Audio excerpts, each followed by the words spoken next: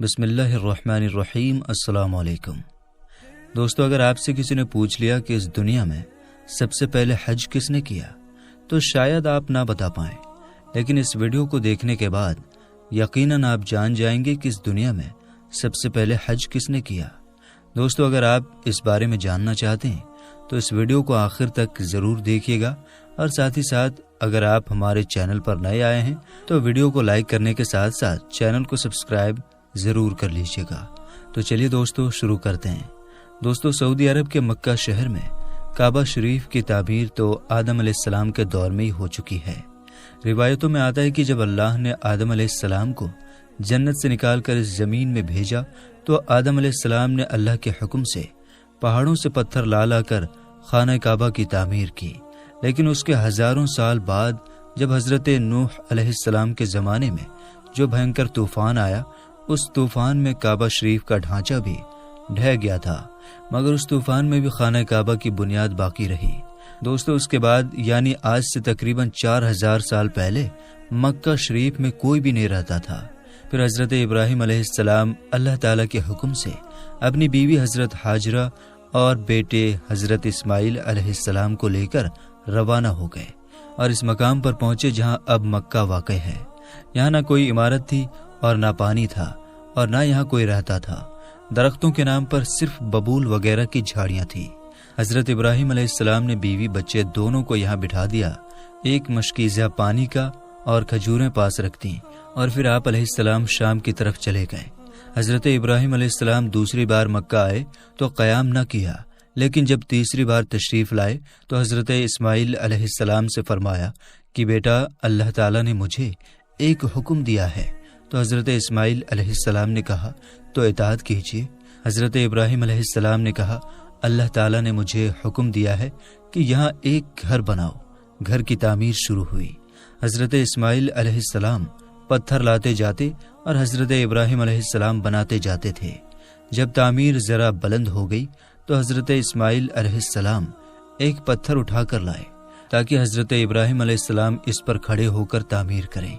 یہی مقام ابراہیمی ہے۔ دونوں باپ بیٹے دیوار اٹھاتے جاتے تھے اور دعا کرتے جاتے تھے، اے پروردگار، ہم سے قبول فرما، تو سننے اور جاننے والا ہے۔ انہوں نے اس گھر کی تعمیر نہ مٹی سے کی اور نہ چونے سے، بس پتھر پر پتھر رکھتے چلے گئے، نہ اس کی چھت بنائی نہ دروازہ۔ بعد میں الگ الگ زمانے میں پھر بیت اللہ کی تعمیر ہوئی۔ قریش نے بھی تعمیر کی اور ان کے بعد بھی ہوئی۔ کہتے ہیں کہ اس وقت حضرت اسماعیل علیہ السلام کی عمر 20 سال تھی۔ حضرت ابراہیم علیہ السلام نے بیت اللہ کے پہلو میں حجر کو حضرت اسماعیل علیہ السلام کی بکریوں کا باڑا بنا دیا تھا اور اس پر پہلو کی چھت ڈال دی تھی۔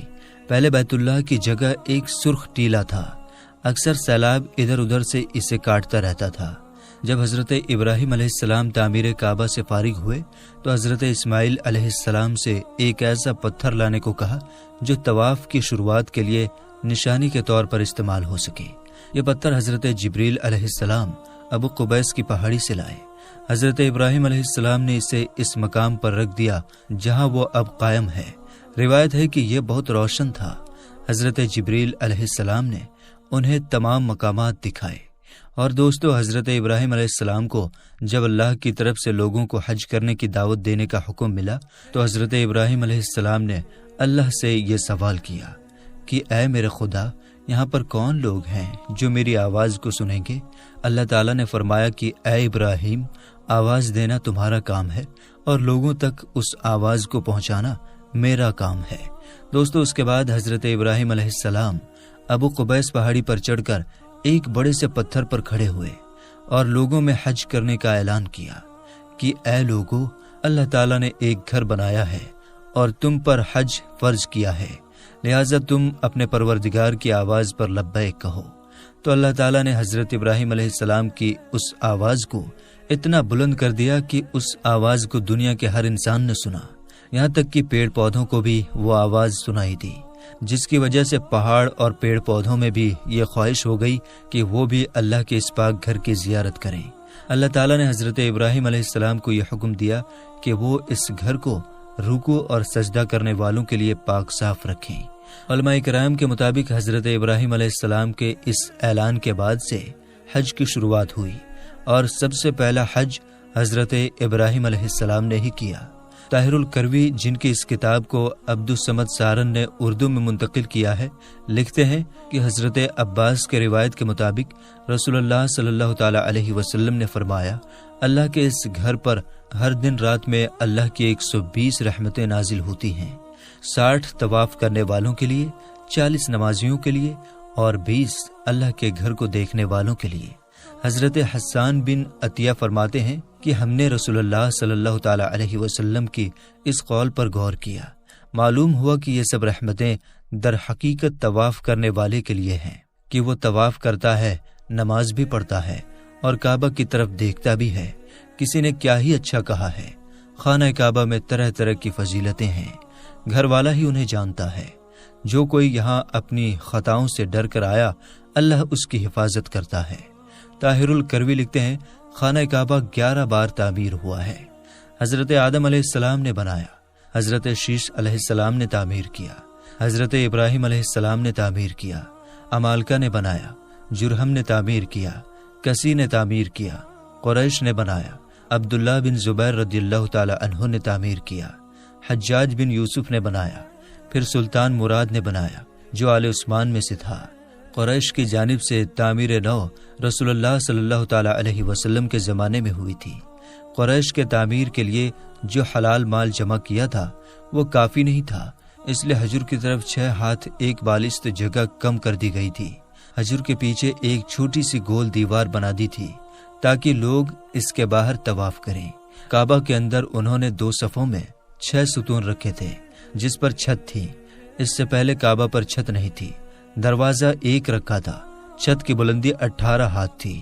حضرت عبداللہ بن زبیر رضی اللہ تعالی عنہ کی تعمیر بیت اللہ کے بارے میں طاہر الکروی بتاتے ہیں، انہوں نے 3 دن تک استخرہ کرنے کے بعد کعبہ کو بالکل زمین کے برابر کر دیا اور حضرت ابراہیم علیہ السلام کی بنیاد کو بھی کھدوایا تو دیکھا کہ وہ 6 ہاتھ اور ایک بالشت حجر اسماعیل میں داخل ہیں، لہٰذا آپ نے انہی بنیادوں پر تعمیر کی۔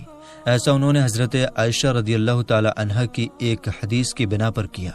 حضرت زبیر رضی اللہ تعالی عنہ نے کعبہ کی بلندی 27 ہاتھ رکھی تاکہ عرش کے مناسب ہو جائے، ایک دروازہ داخلے کے لیے اور ایک باہر جانے کے لیے بنایا۔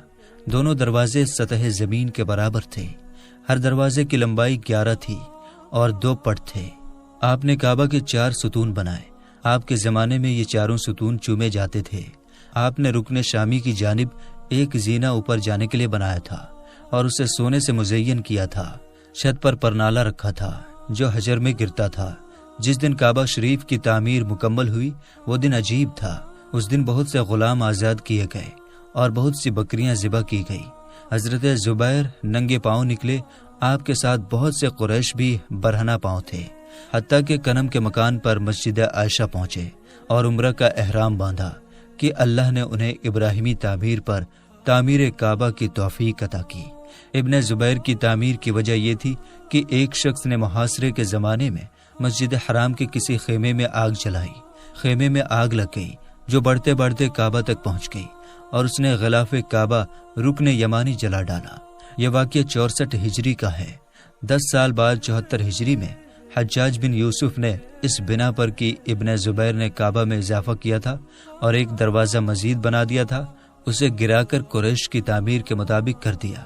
طاہر الکروی لکھتے ہیں کہ خانہ کعبہ کی ہر ایک چیز عبداللہ بن زبیر کی بنائی ہوئی ہے، سوائے اس دیوار کے جو حجر میں ہے، وہ حجاج بن یوسف کی بنائی ہوئی ہے۔ اسی طرح مشرق کے دروازے کی چوکھٹ اور وہ اندرونی سیڑھی جو کعبہ کی چھت تک جاتی ہے، عثمان سلطان رابع کے زمانے میں 19 شعبان 1900 ہجری کو صبح 8 بجے مکہ اور اس کے اطراف میں شدید بارش ہوئی۔ بارش سے سیلاب حرم شریف میں داخل ہو گیا اور کعبہ شریف کے دروازے کی چوکھٹ سے بھی بلند ہو گیا۔ دوسرے دن جمعرات کو عصر کے وقت کعبہ کی شامی دیوار دونوں طرف سے گر گئی اور اس کے ساتھ مشرق کی دیوار کا کچھ حصہ بھی۔ مغربی دیوار بھی دونوں طرف سے چھٹے حصے کے بقدر گر گئی۔ چھت کا کچھ حصہ بھی گر گیا۔ چنانچہ سلطان مراد نے دوبارہ کعبہ کی تعمیر کا حکم دیا۔ 1 سال میں یہ تعمیر مکمل ہوئی، اس طرح جس طرح حجاج بن یوسف نے بنوائی تھی۔ سلطان مراد کی تعمیر ہمارے اس دور تک باقی ہے۔ دعا ہے کہ اے رب کریم مولا تمام امت مسلمہ کو حج جیسا عظیم فریضہ ادا کرنے کی توفیق عطا فرما، آمین یا رب العالمین۔ تو میرے دوستو، ہم امید کرتے ہیں کہ ہماری آج کی اس ویڈیو نے آپ کے ایمان کو تازہ کر دیا ہوگا اور آپ نے یہ جان لیا ہوگا کہ سب سے پہلا حج حضرت ابراہیم علیہ السلام نے کیا۔ تو ملتے ہیں انشاءاللہ تعالیٰ پھر ایک نئی اور اچھی ویڈیو کے ساتھ، تب تک کے لیے